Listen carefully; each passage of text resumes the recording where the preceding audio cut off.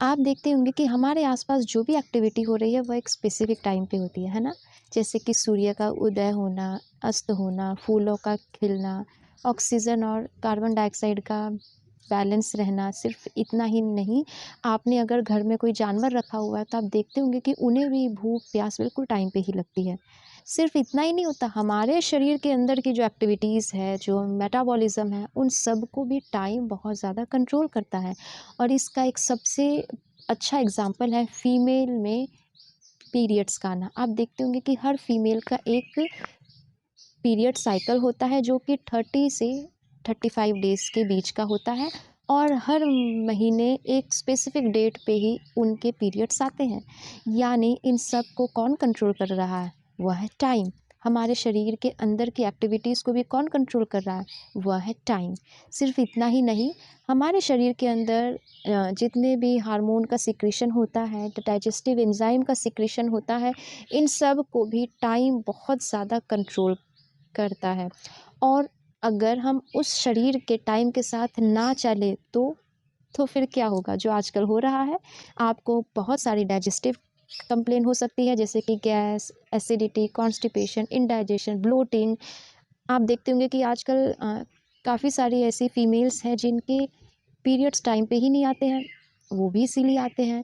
इसके अलावा डायबिटीज़, इसके पीछे भी टाइम एक बहुत इम्पोर्टेंट कारण है। और यह मैं सिर्फ ऐसे ही नहीं कह रही हूँ, यह साइंटिफिकली भी प्रूव हो चुका है कि हम अगर सिर्फ अपने टाइम पे ध्यान दे दें, यानी खाने का टाइम, सोने का टाइम, उठने का टाइम, सिर्फ हम अगर इतने पे ही ध्यान दे दें, और हम अगर 3 महीने बिल्कुल टाइम से अपना सारा काम करते हैं, तो आप देखेंगे कि जिन फीमेल की बॉडी में टेस्टोस्टेरोन का लेवल बहुत हाई है, वह भी धीरे धीरे कम होना शुरू हो जाएगा। अगर आपकी जो लिपिड प्रोफाइल है वह सही नहीं है, आपका कोलेस्ट्रॉल हाई है, ट्राइग्लिसराइड हाई है, वह भी इससे कम होना शुरू हो जाएगा।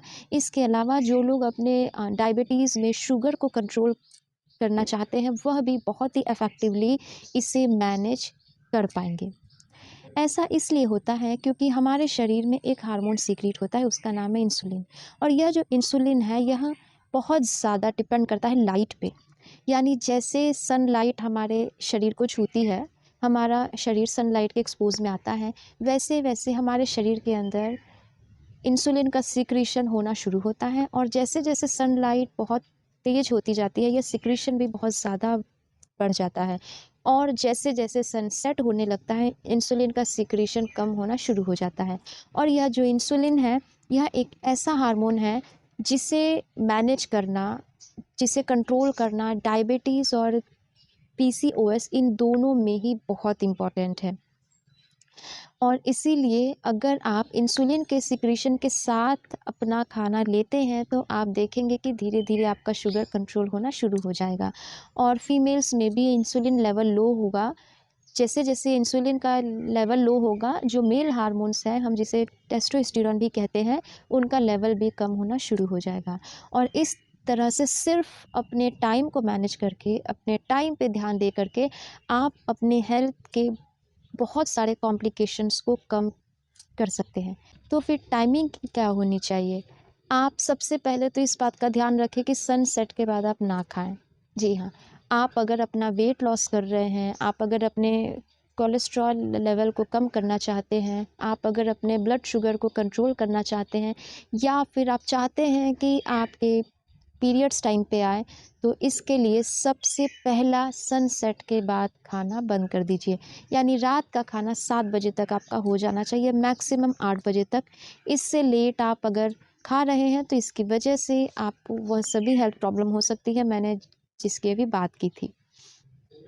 दूसरा, सुबह का जो नाश्ता है वह भी आपका 8 बजे तक हो जाना चाहिए, क्योंकि अगर आप 8 बजे से लेट करते हैं, उसी समय आपका मेटाबॉलिज्म ड्रॉप हो जाएगा, और फिर चाहे आप जितना भी खाते रहें, आपको उस तरह की एनर्जी लेवल फ़ील ही नहीं होगी जो आपको होनी चाहिए।